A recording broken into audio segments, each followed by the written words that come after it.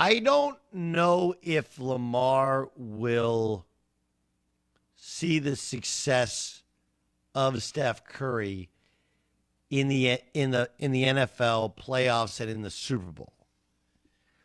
But there is a parallel there.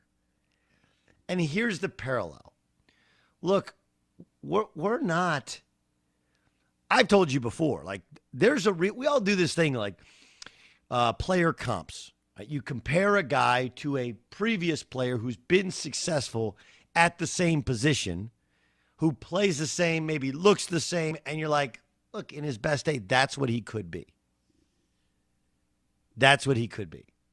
And I had some people tell me that Trae Young, who celebrated his 23rd birthday yesterday, like, well, he's more Steve Nash than he is Steph Curry. I actually just completely disagree with that, but whatever. Like, we're always trying to find the direct parallel to a guy.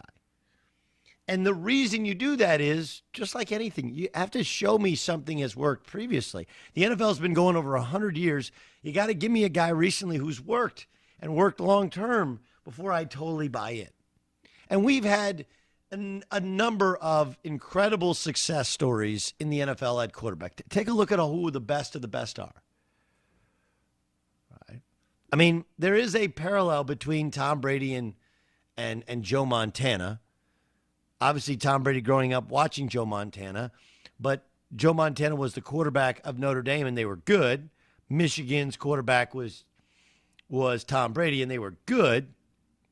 But both, despite the prestigious positions which they held in college, were maligned as draft picks, and they've gone on to become arguably the greatest players or most successful players at their position ever.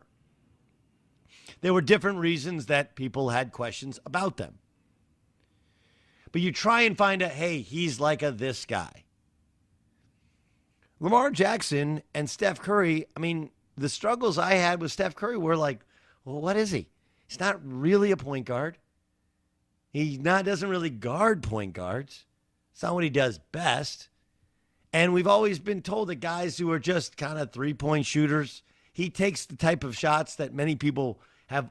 We've said they're bad shots for years, and they're not bad shots because they don't go in. They just go in at a much lower clip than good shots. But what's a bad shot for others are good shots for Steph because he makes them at a percentage that others make when we consider them a good shot.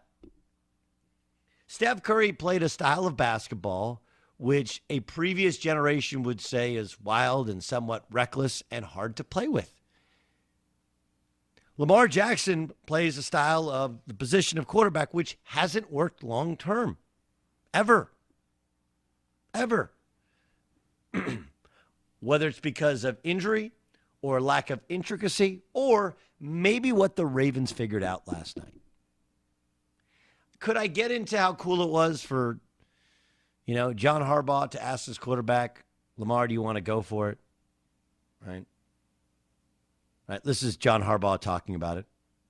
Was there ever any doubt? No, there wasn't, but maybe I wanted to be sure myself, I knew he was going to say yes, so, but we were going for it at that point. Would there have been a doubt if there was any other player at quarterback who didn't have Lamar? Well, Mahomes, I bet they're going for it too with Patrick Mahomes. How about that? Yeah. But what's different about this game is, and the Ravens, believe it or not, no matter what you hear about, we always believed in Lamar, we always knew, that's a load of crap. Okay? It's a complete load of crap. Don't believe me? Yes, the Ravens took him in the first round of the draft. Did you know? Did you know that I think 30 teams, about 31 teams, the Ravens included, passed on Lamar Jackson with a previous draft pick. Right? He was their second first-round pick going back when he was drafted in the NFL draft. Additionally, their belief in this style went away in previous years. What changed last night was they never got out of who they are and what they run. And that's because in years in the past, every NFL team, you get down 11 points, you got to spread them out and you got to throw them. Got to throw that football. Go 5 wide, dink and dunk and matriculate the ball down the field, occasionally scramble. And The Ravens changed nothing. This is who we are. Stop us.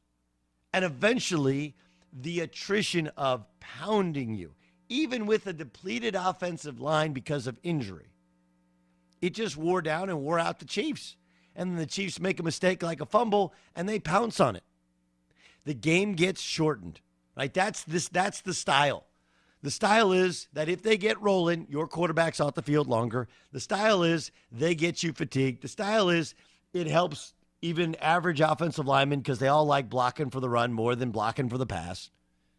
The style completely fits how Lamar plays. And the reason that teams hadn't played that way was quarterbacks got hurt, defenses had figured it out, and, oh yeah, by the way, if it goes bad and you get behind, now you got to spread out and throw, and your quarterback, that's not what he does best.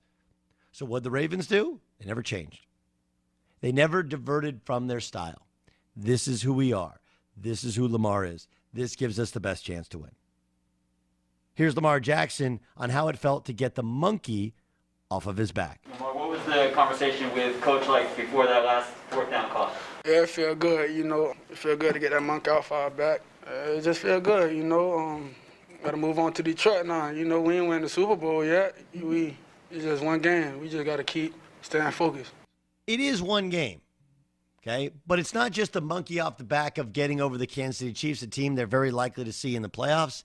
It's the monkey off the back of you can't come from 11 points down. It's the monkey off the back of you got to go to a 5-wide throw-first offense if you get behind that much. And those narratives appear to have been proven, at least in a small sample size, to be false. That you can just be who you are, and it's good enough. It's a great life lesson, right? And find somebody who appreciates who you are, or find somebody else. Find a place at work that believes in who you are, or find somewhere else to work.